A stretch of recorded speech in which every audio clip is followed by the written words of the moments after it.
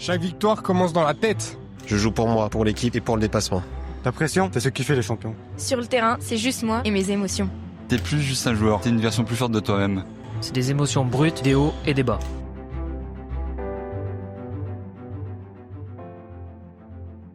Bienvenue dans le podcast À Fleur de Sport, là où le sport devient bien plus que des victoires ou des records.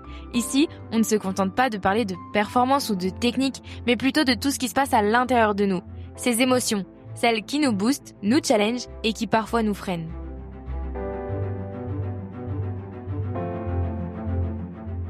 Aujourd'hui, focus sur une émotion qu'on connaît tous, la peur. Vous savez, cette petite boule au ventre juste avant un match important, celle qui nous fait bien douter et qu'on aimerait parfois fuir. Et si on apprenait à la transformer en énergie positive? C'est ce qu'on va explorer ensemble dans cet épisode avec l'éclairage d'un expert pour comprendre comment mieux la gérer. On a aujourd'hui avec nous Quentin Méjean, coach mental pour les sportifs de haut niveau. Salut Quentin, merci d'être là avec nous. Merci à toi de l'invitation dans cet épisode. Pourquoi, clairement, on ressent de la peur avant une compétition, même quand on est bien préparé? C'est simple, c'est parce que c'est une réaction qui est naturelle du corps face à l'incertitude. Avant un match, on va devoir faire face à un enjeu qui va être de gagner ou de perdre, de réussir ou d'échouer. Donc forcément, notre cerveau il active ce qu'on appelle le mode alerte. Il peut entraîner des réactions physiques comme la boule au ventre ou bien l'accélération du rythme cardiaque. C'est plus souvent connu comme le nom adrénaline. Mais l'adrénaline, on la voit comme quelque chose de positif, alors qu'on parle souvent de la peur comme quelque chose de négatif. Est-ce qu'elle peut avoir ce rôle positif dans la préparation mentale? Alors tout à fait, elle peut également déclencher ce qu'on appelle des mécanismes d'augmentation de l'adrénaline ou de la concentration. Si on la gère bien, c'est une énergie qui va nous aider à être plus réactif, plus présent et à mieux performer. En fait, la peur, elle est négative seulement si on va se laisser submerger par elle, mais si elle est utilisée correctement, ça va forcément être un moteur. Et que peut-on faire face au stress juste avant un match, avant une compétition, avant un vrai dilemme ou un vrai enjeu? Il faut se concentrer sur la respiration. Ça peut paraître une technique qui est simple et stupide, mais la respiration profonde, ça va aider à calmer le système nerveux. C'est une technique qui va être efficace, comme la respiration en carré, où en fait, le but, ça va être d'inspirer, de bloquer l'air, d'expirer et de la bloquer à nouveau. C'est des étapes qui durent 4 secondes et ça va vraiment aider à ralentir le rythme cardiaque et à reprendre le contrôle de nous-mêmes.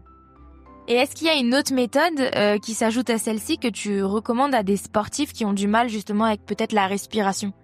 Alors oui, moi j'utilise une technique souvent avec mes sportifs qui va être la visualisation. Donc je leur demande avant une compétition d'imaginer quel pourrait être le match parfait, les actions qui vont réussir, qu'ils aient des sensations positives et également qu'ils cèdent des encouragements du public.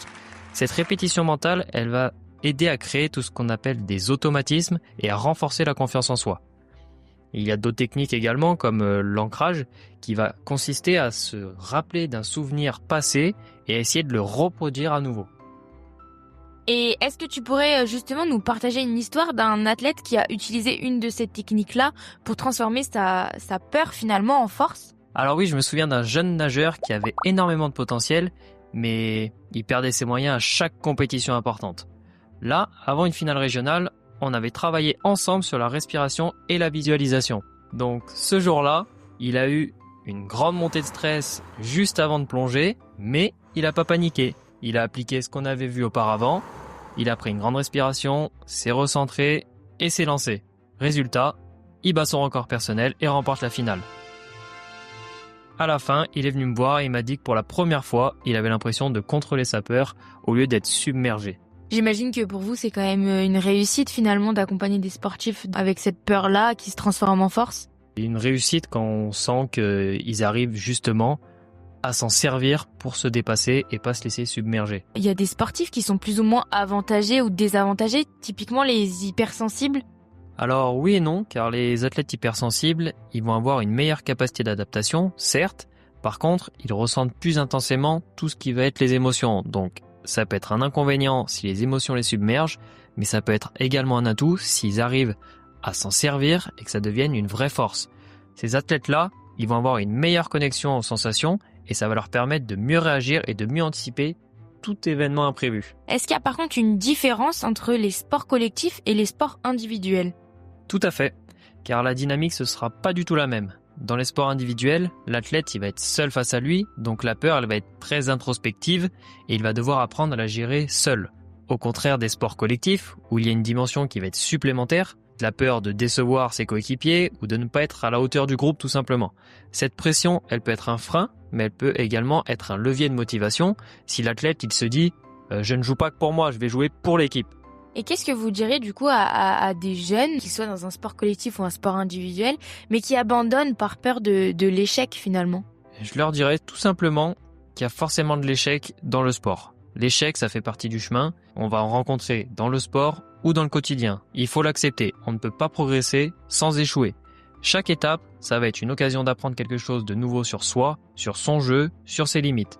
Et du coup, si tu devais résumer en une phrase comment transformer la peur en énergie positive, qu'est-ce que tu dirais? Je dirais qu'il faut accepter la peur, lui faire une place et la laisser nous pousser à donner le meilleur de nous-mêmes. Et bien en tout cas, je te remercie Quentin, vraiment de ton temps, pour toutes ces explications, ces conseils. Je te remercie d'avoir été à mes côtés pour cet épisode. Merci à toi, c'était avec un grand plaisir. Clairement, la peur, elle sera toujours là. C'est à nous de décider ce qu'on en fait. On peut la subir ou s'en servir pour aller plus loin. J'espère que cet épisode vous a donné des pistes pour mieux comprendre vos émotions et avancer dans votre pratique sportive. En tout cas, je vous laisse avec cette petite citation de Nelson Mandela.